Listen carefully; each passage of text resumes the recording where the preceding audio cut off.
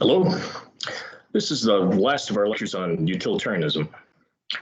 We've looked at its positive exposition. We've considered the difference between act and rule utilitarianism. Now it's time to consider some criticisms of it. First off, let's recall its advantages that Bernard Williams gives us. First, that its basic good, whatever our standard of utility is something that is, as he puts it, non-transcendental. It's something that's tangible. It's something that's measurable in our world. Second, that the basic good then pretty much follows from the first, is minimally problematic. Even formalists will agree that morality ought to have something to do with happiness or pleasure, or probably whatever the standard would be. Third, that ethical issues can be decided by calculation, that they're objective, that there is one right answer in every case. And last, that the theory provides us with a common currency of moral thought, that everything that has value can be measured in terms of our utility standard. So some of our criticisms will address the advantages, as you might expect. We're going to start with looking at 9 particular criticisms, and then turn to more general and deeper problems with the theory. So first, the 9 particular. First, then, what's the relationship of utility and disutility, of costs, of benefits and costs? We said that whatever our standard of utility is must be something that can be located on a bipolar value scale, that the scale must admit to both positive and negative instances. Okay, well, what's the relationship between the positive and the negative?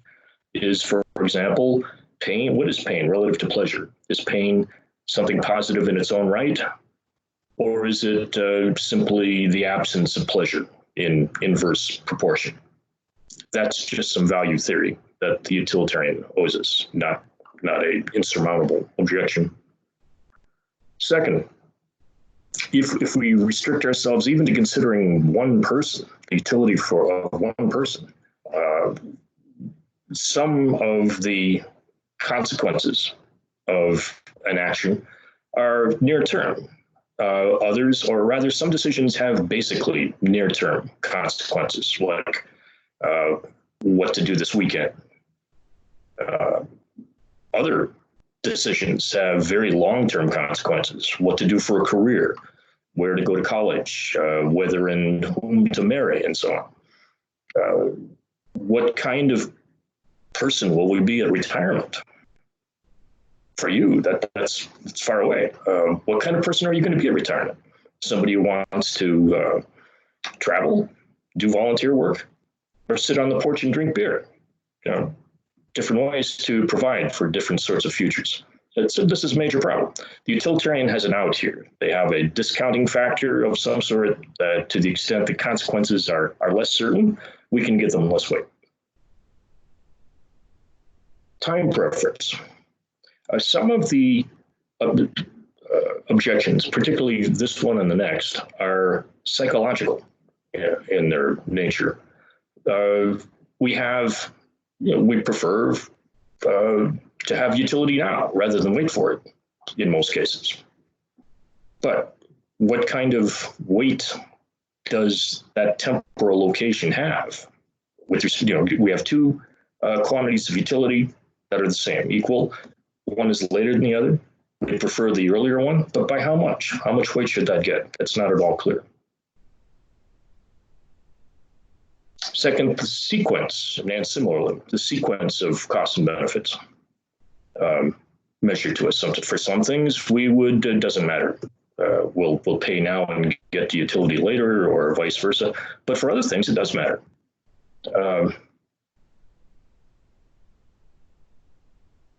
Here's an example. Consider that fine fast food places have us pay up front, then we get our food. Fine restaurants have us seated. The menu is brought to us. We get to select. We wait with anticipation for the meal. The meal is presented. Wonderful presentation. Wonderful meal. Then the bill comes. That's a drag, right? It's gone. The meal is gone. I'm not hungry any longer. And now I have pain. If they have us pay up front, then pain is over. Then we get to enjoy the meal. How much how much consideration should temporal location get then? But it is important. If we consider life, say, life as a rectangle to be optimally filled in with utility, just the more utility, the better. Is that all that matters? How much value there is in one's life? Is that the only consideration? Or how important is the sequence? I, for one, would be willing to put up with less total utility in a life if we could be assured that life gets better, that there's a curve that increases until you get to the end, then you die. And it's just so, but again, how much weight do we give that temporal location? Not clear. Then there's the problem of the unavailability, or the privacy, rather, of mental states. Both pleasure and happiness are mental states. Something, other kinds of value, or rather tokens of value, like dollars, are not. Dollars are something that are objective, that can be counted by anyone. The very big problem here is that if our standard of utility is something like a mental state, pleasure, happiness, then we don't have direct access to that for anyone other than ourselves. That's an enormous problem. That we need some other means of having some measurement or some idea of how much pleasure or happiness someone is experiencing. And language is a blunt instrument in the hands of a lot of people. Now, we have the fMRI, which is increasingly useful. Brain, we can see the brain lighting up under different sorts of stimuli. Perhaps at some point we'll have an app for this that we can point our phone at somebody and have an image of their brain lighting up, and we'll know how happy they are. But we're not there yet. Incommensurability. This is the inability to measure different things with the same standard. This is, in other words, a direct denial of our last major advantage of utilitarianism. And think of examples of this. The standard example is life, the value of life. It's something we don't want to put a dollar value on. Remember the old MasterCard commercial, which is life, priceless. For everything else, there's MasterCard. But notice, if something is priceless, it doesn't get counted, which is not at all acceptable for a utilitarian. The utilitarian will say it's not so bad here.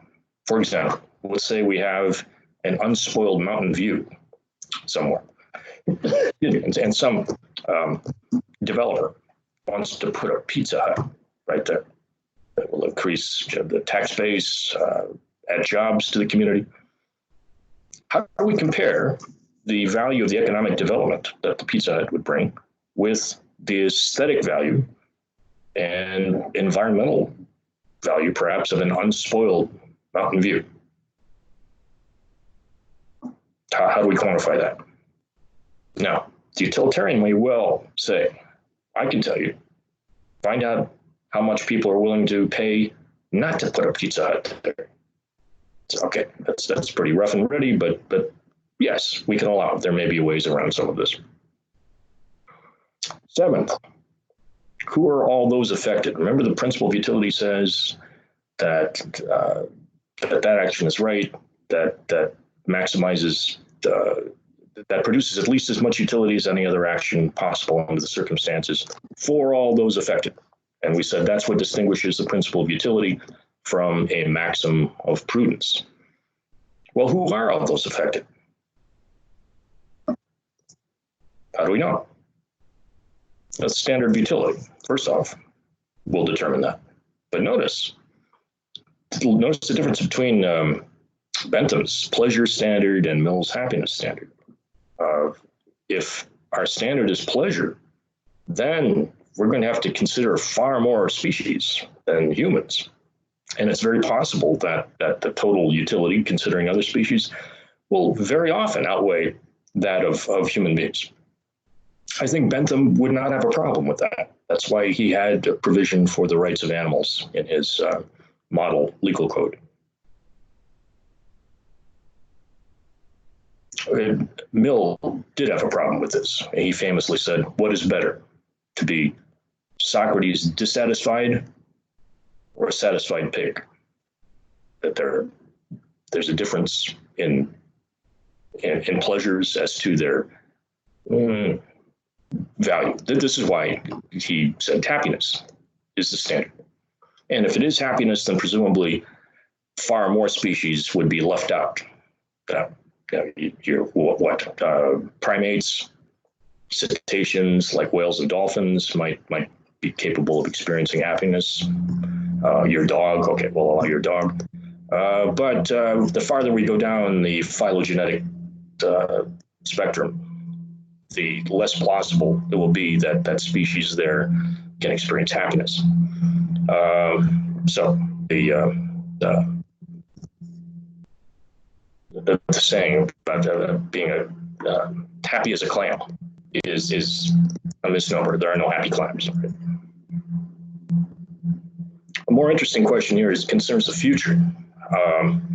How do utilitarians consider future persons? How do they enter into this? There are two ways by which a utilitarian can affect the future. You can make people happy, or you can make happy people. Imagine that it would be possible, projected, to have a feasible nuclear fusion power source, say within 50 years. And we can peg then happiness, quality of life to energy consumption, and we'll have a virtually unlimited supply of energy at that point. And the world will be able to sustain far more people than it can now. We can build circumstances such that an entire generation, or maybe several, would have to sacrifice themselves for the sake of all of this happiness in the future, because that's what you do to maximize happiness, maximize utility. That may be objectionable. We might be able to build a strong objection to utilitarianism on the basis of that. The Robert Nozick,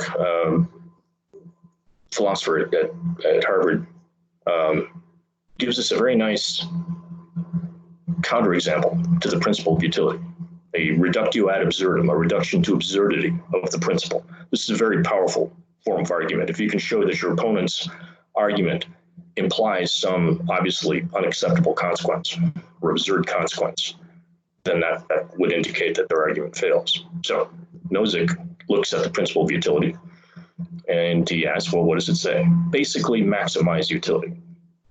It's okay. Imagine the utility monster, or some world that has a utility monster. The utility monster is a sadist, that he gets pleasure from other people's pain. And his capacity for pleasure is unlimited.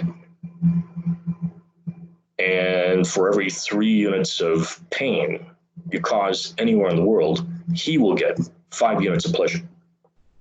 So in a world that has a utility monster in it, how does one most efficiently maximize utility? Pretty clearly by making the utility monster happy, which means by causing as much pain as possible. That would do it. So what's the absurdity? It maximizes utility. But of course we want to say, yeah, but it's not all supposed to go to one person. It's supposed to spread it around. But notice that utilitarianism has nothing to say about fair distribution of utility, concern of justice. Now, distributive justice, we said concerns of justice, we've already seen was the motivation for rule utilitarianism. And that we also acknowledge that utilitarianism itself can be understood as a theory of distributive justice. But for most people who are concerned with fair distribution. Utilitarianism is really an outlier as a theory. So the problem that the utility monster exposes is that it does not, utilitarianism fails to account for our intuitions about fair distribution of benefits and burdens in society. Finally, what does it mean to maximize utility? In particular, does it mean we seek the greatest total happiness or the greatest average per person?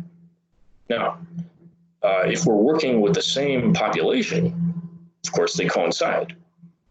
But many of our actions, maybe most of our actions, of our options, will affect different populations of people. Take, as an example here, let's say we're considering USAID, the federal agency concerned with the distribution of foreign aid. And we have two scenarios. We have one country that is very wealthy, small population of very affluent people.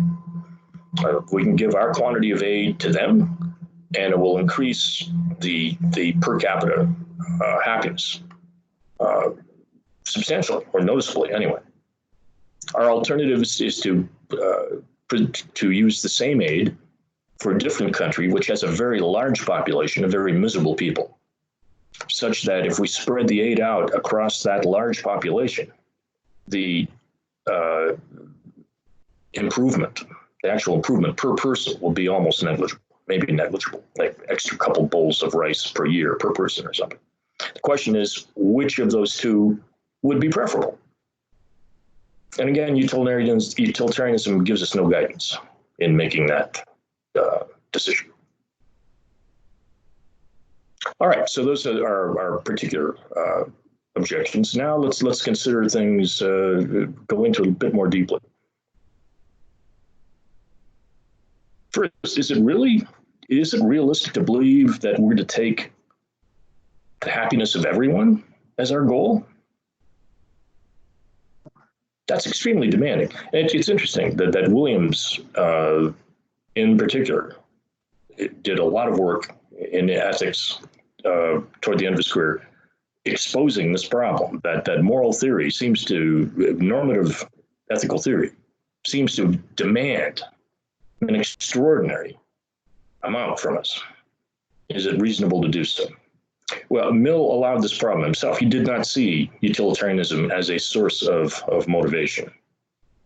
And this allows us to distinguish between two kinds of approaches to moral theory. That is, what should we expect of normative ethical theory? A broad sense and a narrow sense. A broad sense ethical theory is one which tells us how to live, gives us a version of the good life. Aristotle's theory would be like this. Aristotle says the good life is one that involves friendship and contemplation. So, understood from a broad sense, normative ethical theory is a source of motivation. It tells us how to live in the sense of what it is that we should aim at in our lives. In the narrow sense, ethical theory is a test of motives that we have independently of ethical theory. Both utilitarianism and Kantian ethical theory are best understood as narrow sense ethical theories. They don't tell us what the good life is. They just give us constraints. Ethics is understood then as a constraint on things that we want to do already. We don't need ethical theory to tell us what we want. We know what we want. We want to know whether what we want to do for independent reasons is ethically legitimate. Is it justified?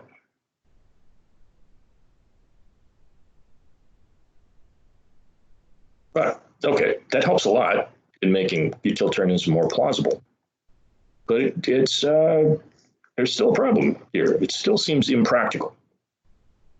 Consider even small communities where everyone knows each other and is concerned with each other's welfare.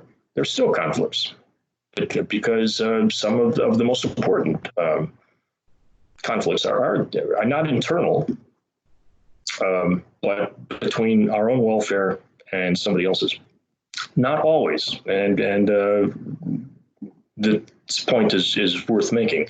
When I mentioned the example that the coronavirus, or examples that the coronavirus will give us, there was a slide that indicated that since prudence is about self-interest, prudence takes care of self-interest, then ethics takes care of the conflict between self-interest and a concern for others.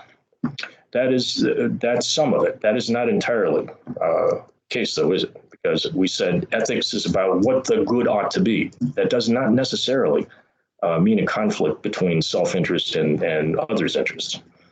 That would be horrible if that were the case. No, it's unclarity as to what the good is on a given occasion. That is the essential ethical question.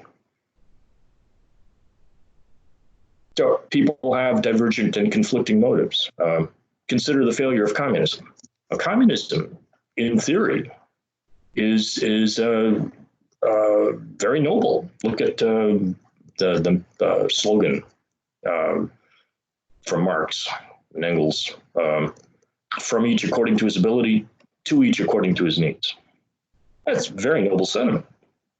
But practically, communism thus far has been fairly miserable failure. But notice the Bible is similarly impractical. Love thy neighbor as thyself hasn't fared too well either. Now, Williams thinks about this, and he says, what is this, why is it that moral theories seem to demand so much of us that they seem to be impractical? He says, is it to just nudge us a little bit in the right direction? He says, that would be contemptible, wouldn't it? But maybe we'll be able to identify the utility gene, and we'll tweak it, and everybody will be altruistic. And we could make people in the future such that they are interested in the interests of everyone. Bentham would smile at this. He would say, of course, this is how it should be anyway. But suppose we could do this. That would probably be self-defeating, wouldn't it? What we want out of morality is a morality for us as we are. We want morality written for, or moral theory written for people as they are, not the other way around. We don't want to engineer people to conform to moral theory. That's not the point.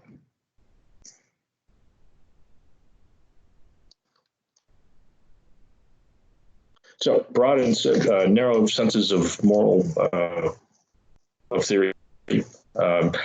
Again, the slides for all the lectures that just about, I can't guarantee this entirely, but I think I'm trying to make the PowerPoint slides cover the questions that there will be on the exams. But again, you'll have the questions in advance of the exam a week ahead to check that out. Next, the concept of, or the thesis of negative responsibility. This is the thesis that we are as responsible for what we fail to prevent as for what we do. Utilitarianism implies this. Now notice, it's not saying, it's not the thesis that we're as responsible for what we don't do as for what we do. That is also true. But it's saying we're just as responsible for what we fail to prevent as for what we do. What's the difference between those two? What's the difference between failing to prevent something and failing to do something? Failing to prevent means somebody else. Negative responsibility makes us responsible for what other people do to the extent that we could have prevented it. That seems extraordinary, doesn't it? It's hard enough to be responsible for oneself. I have to be responsible for other people too? Yes. Why is that? Because that's all that counts for a utilitarian is maximization of utility. And the world determines that. If I'm in a position to stop some bad thing from happening and I fail to do it, even if it's somebody else's action that I fail to interfere with, I'm as responsible as they are.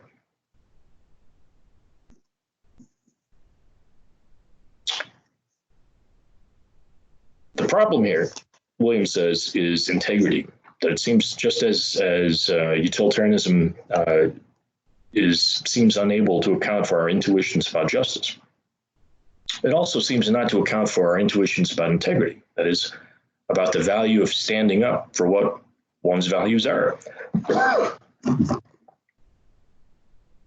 He gives two famous examples of this.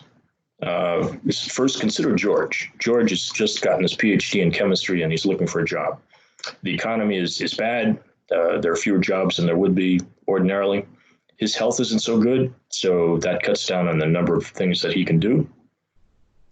His daycare in their community is terrible, so his wife has to stay home with their several young children.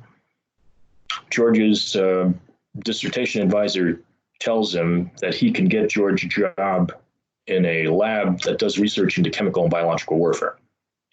George says, well, he can't do that. He's opposed to chemical and biological warfare. And the professor says, well, he's not too keen on it himself, but he happens to know that if George doesn't take the job, there's another guy who's a real zealot about it, will certainly take the job and will probably push the research harder than George would have. George's wife doesn't really have a problem with chemical and biological warfare. What should George do? What should George do if you're a utilitarian? It's pretty clear. He should take the job, shouldn't he? I mean, the bad stuff is going to happen anyway.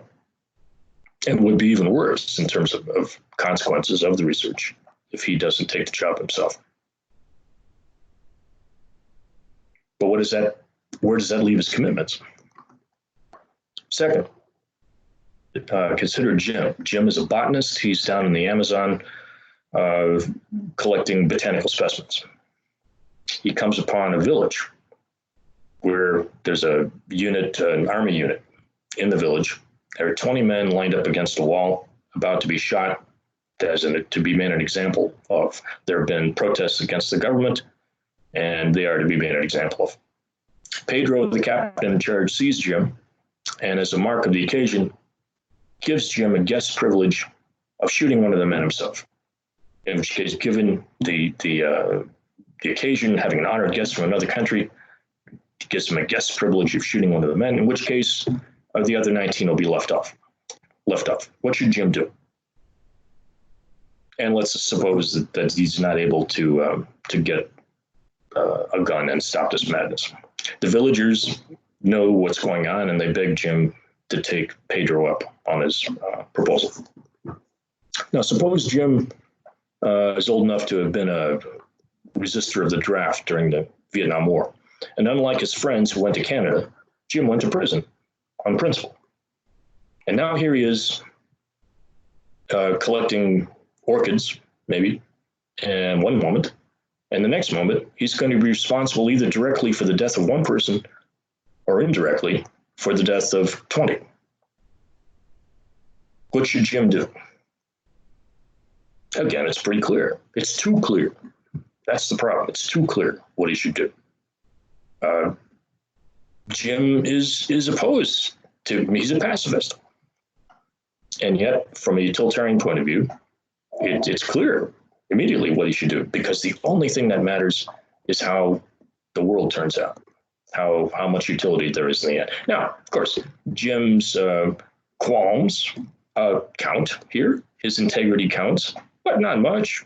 Certainly not as much as we think it ought to be ordinarily, as an expression of one's will, as Kant will say. How do we understand that, particularly Jim's case? What's the significance of this?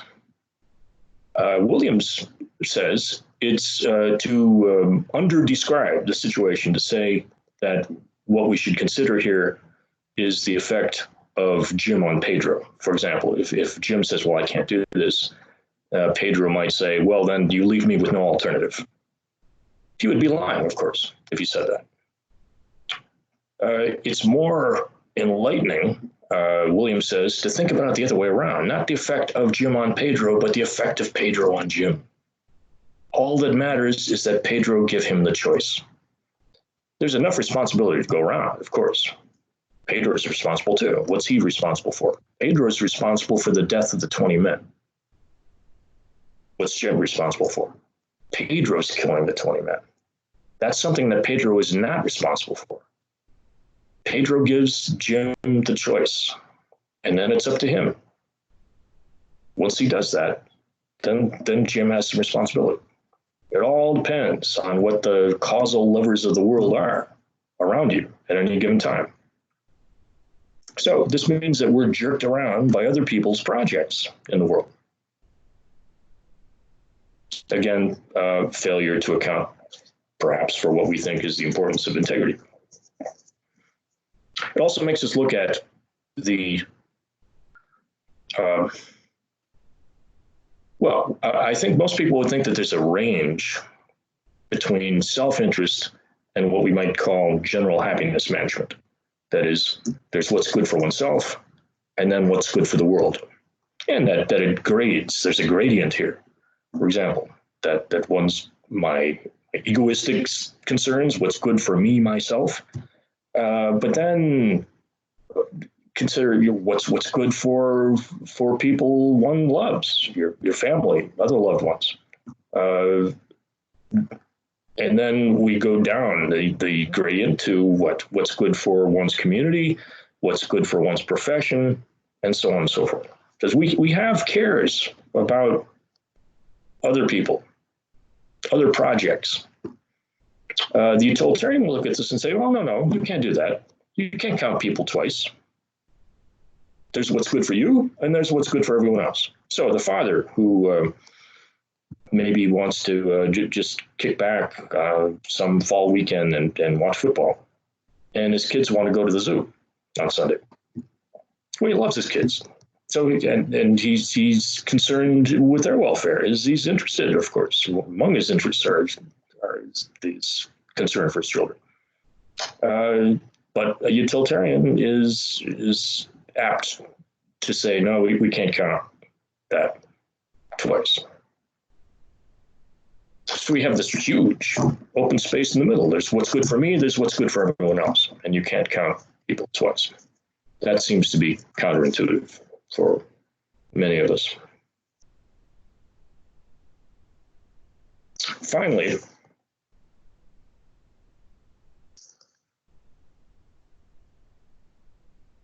let's consider three scenarios to end this discussion.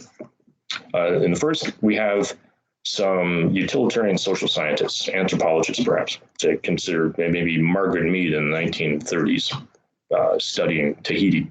So some remote island people who are utilitarian social scientists understand they're in a position to do some social engineering. This is an island, they can create the utilitarian utopia, that all of these people will be utilitarians. It'll be great. But being good empirical scientists, they examine the situation and they realize that these are simple people. They're going to get the calculations wrong. It's going to make them miserable to have to do this. It's best just to leave them alone. Utility will be maximized by leaving these people alone to let them make decisions as they are. Now, isn't that kind of suspicious? You would think that if you have the true ethical theory, that you should be an evangelist about it and teach everybody. But under utilitarianism, that is not the case. What is the case is the demand that we maximize utility, not that people be utilitarians. And it may be that some people are best be best not to be utilitarians. Okay, that's kind of odd. Next, consider a country that is maybe a totalitarian country where everyone's a utilitarian, except for some small reservation of maybe religious fundamentalists who are not.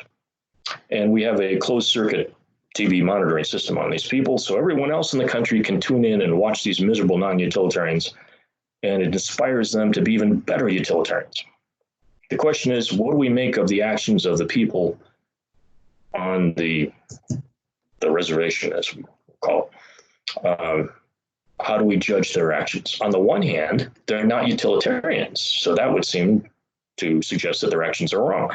On the other, they make everyone even better utilitarians. So that's peculiar, at least. Third scenario, our social scientists in the first scenario are now in charge of the world. They have the power to make everyone a utilitarian in the world. And once again, that they look at the circumstances and they realize that the world will not be the best possible place if everyone is a utilitarian. In fact, it's much worse. The world will be the best possible place if no one is a utilitarian. How about that? There's no assurance that utilitarianism is the best way to maximize utility. There is this essential disconnect. This, again, in the extreme, shows how extreme utilitarianism is, that all that matters is that utility be maximized, and not what my own feelings, what my own attitudes are. So that leaves us at the end, then, of utilitarianism. That utilitarianism is radical because what matters is the world. That utility is in states of affairs in the world. That's what matters. Now, this will take us then to Kant, and Kant is entirely on the other end of things. He is not a consequentialist. What counts for Kant